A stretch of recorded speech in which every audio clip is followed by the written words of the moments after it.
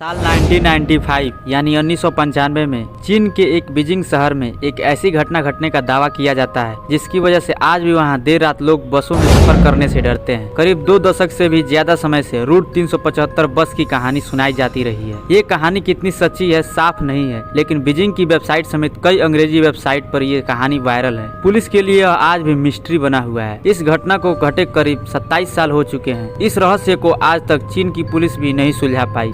यह कहानी सुनने में तो किसी भूत प्रेत की तरह लगती है, मगर इसमें टाइमलाइन है, पुलिस इन्वेस्टिगेशन और काफी सारी चीजें आपको महज काल्पनिक लगेंगी। यह एक रहस्यमयी कहानी है जो 14 नवंबर 1995 को घटी थी। यह कहानी चीन के बीजिंग से शुरू होती है। नवंबर का महीना था, रात का समय था, ठंड काफी ज्यादा थी और बाहर कोहरा भी था। उस रात रूट नंबर 375 की एक बस चलती है। चीन की बस नंबर 375 अपने निर्धारित समय पर yuan Ming Hong bus terminal से फारग्रांट हिल के लिए निकलती है। पूरी बस यात्रियों से भरी हुई थी। बस चलती जा रही थी और धीरे धीरे यात्री अपने बस स्टॉप पर उतरते जा रहे थे। अब बस पूरी तरह से खाली हो चुकी थी। बस में एक ड्राइवर और एक महिला कंडक्टर बच गई थी। फारग्रांट हिल का सफर अभी काफी लंबा था क्योंकि अभी और 7 स्टॉप बचे हुए थे। लगभग आधी रात का समय हो चुका था। चारों तरफ सन्नाटा पसरा हुआ था और जिस रास्ते से यह बस गुजर रही थी वह रास्ता भी गाँव और जंगलों से होता हुआ गुजर रहा था। 1-2 स्टॉप गुजरने के बाद बस नंबर 375 समर पैलेस के बस स्टॉप पर रुकती है। यहाँ पर एक वृद्ध महिला,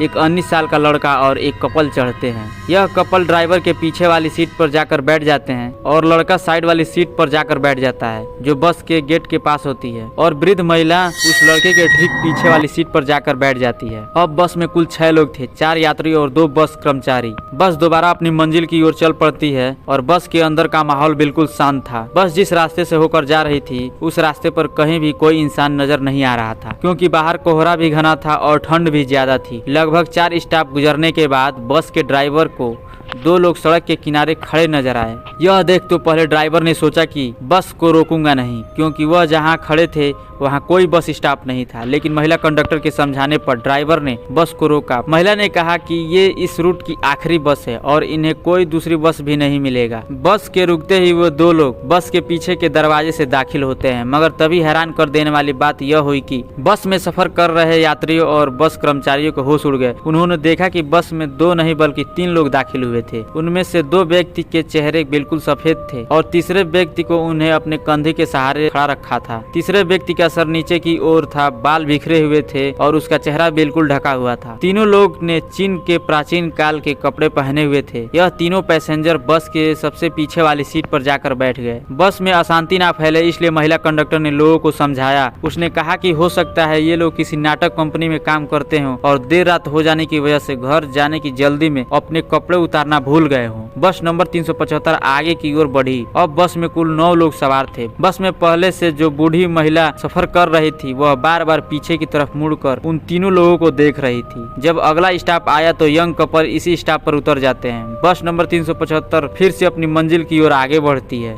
अब बस में कुल 7 लोग थे। अभी भी वह बूढ़ी महिला बार बार मुड़कर 3 लोगों को देख रही थी। वे लोग उनको कुछ अजीब लग रहे थे, मगर बस में मौजूद बाकी सारे लोग अपने अपने काम में व्यस्त थे। महिला कंडक्टर ड्राइवर से बात करने में व्यस्त थी। बूढ़ी महिला के आगे बैठा हुआ लड़का बस की खिड़की से बाहर का नजारा देखने में व्यस्त था। करीब 2-3 किलोमीटर ऐसे ही आगे जाने के बाद वृद्ध महिला जोर से चिल्लाती है और अपने आगे बैठे हुए लड़के को एक थप्पड़ लगाकर कहती है कि कहाँ है मेरा पर्स। यह सुनकर महिला कंडक्टर बूढ़ी महिला की ओर आती है और कहती है कि आपका पर्स इसने नहीं चुराया, यह तो आपके आगे बैठा हुआ है। लड़के ने भी यही बात बूढ़ी महिला को समझाई, मगर वृद्ध महिला अपनी बातों पर अड़ी रही और लड़के को पुलिस के हवाले करने की बात करने लगी। ड्राइवर और महिला कंडक्टर ने बूढ़ी महिला को बहुत समझाया मगर वह नहीं समझी और ड्राइवर को अगले स्टॉप पर बस रोकने के लिए कहा। बस रुकते ही बूढ़ी महिला ने लड़के का कॉलर पकड़कर घसीटा और नीचे उतारा। बस वापस अपनी मंजिल की ओर निकल गई। अपने साथ हुई इस घटना से लड़का बहुत परेशान हो चुका था। लड़के ने बूढ़ी महिला से बोला, मैंने आपका पर्स नहीं चुराया और आपके गलत इल्जाम की वजह से मेरी यह आखिरी बस छूट गई। अब मैं घर कैसे जाऊंगा और आप मुझे कौन से पुलिस स्टेशन ले जा रही हैं, क्योंकि यहाँ अगल बगल में कोई पुलिस स्टेशन नहीं है। तभी बूढ़ी महिला एक लंबी गहरी सांस भरने के बाद लड़के से कहती है, मैंने तुम्हें पुलिस स्टेशन ले जाने के लिए बस से नहीं उतारा और ना ही तुमने मेरा पर्स चुराया है। यह इल्जाम मैंने तुम्हारी जान बचाने के लिए लगाया था। यह सुनकर लड़का चौंक कर बोला, आपने मेरी जान कैसे बचाई? बूढ़ी महिला कहती है, याद है तुम्हें वह 3 व्यक्ति जो बस के आखिरी में चढ़े थे? मैंने पूरे रास्ते उन पर नजर रखी थी। रास्तों के दौरान जब मैं उनकी ओर देख रही थी तो उनके कपड़े तेज हवाओं के कारण थोड़ी देर के लिए हवा में उड़े। यह देख मैं डर गई क्योंकि उनके पैर ही नहीं थे और मुझे अपनी आंखों पर विश्वास नहीं हुआ। ऐसा लगा जैसे मैंने कोई सपना देखा है। तभी तीसरे व्यक्ति का चेहरा मुझे दिखा। यह देख मैं समझ गई थी कि वह कोई इंसान नहीं है। मुझे जितना जल्दी हो सके उस बस से उतरना था और तुम्हारी भी जान बचानी, इसलिए मैंने अपने पर्स का झूठा इल्जाम तुम्हारे ऊपर लगाया। यह सुनकर जब लड़के ने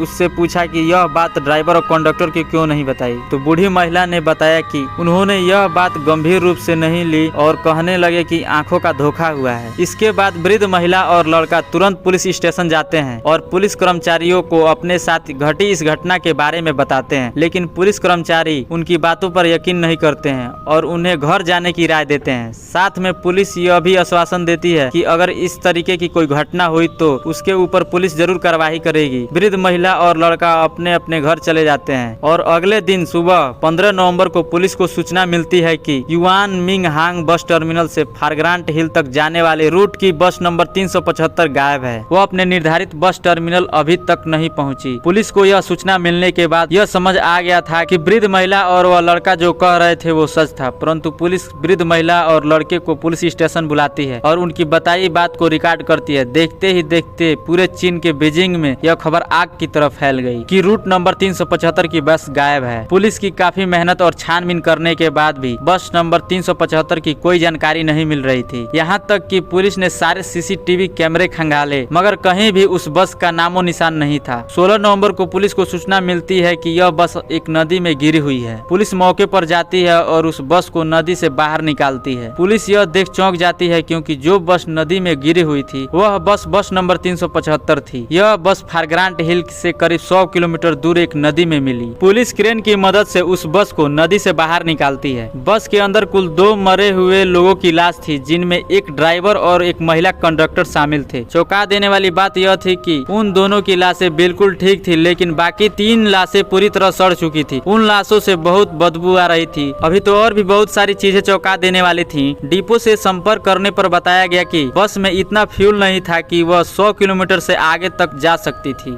जब पुलिस वालों ने बस के फ्यूल टैंक को खोलकर देखा तो फ्यूल टैंक ताजे खून से भरे हुए थे। रूट में जितने भी सीसीटीवी कैमरे लगे हुए थे उनमें से एक भी सीसीटीवी में वो बस कैद नहीं हुई थी। यह घटना 1995 की सबसे बड़ी घटना थी और इस घटना को ग्लोबल टाइम्स के अखबार ने अपने चैनल पर दिखाया है। बाल बाल बचे वृद्ध महिला और उस लड़के को लोग भाग्यशाली समझने लगे, लेकिन सवाल आज भी यही है कि आखिर कौन थे वो 3 लोग? क्या वो इंसान थे या क्या वो सचमुच भूत थे? आज भी यह घटना मिस्ट्री बना हुआ है।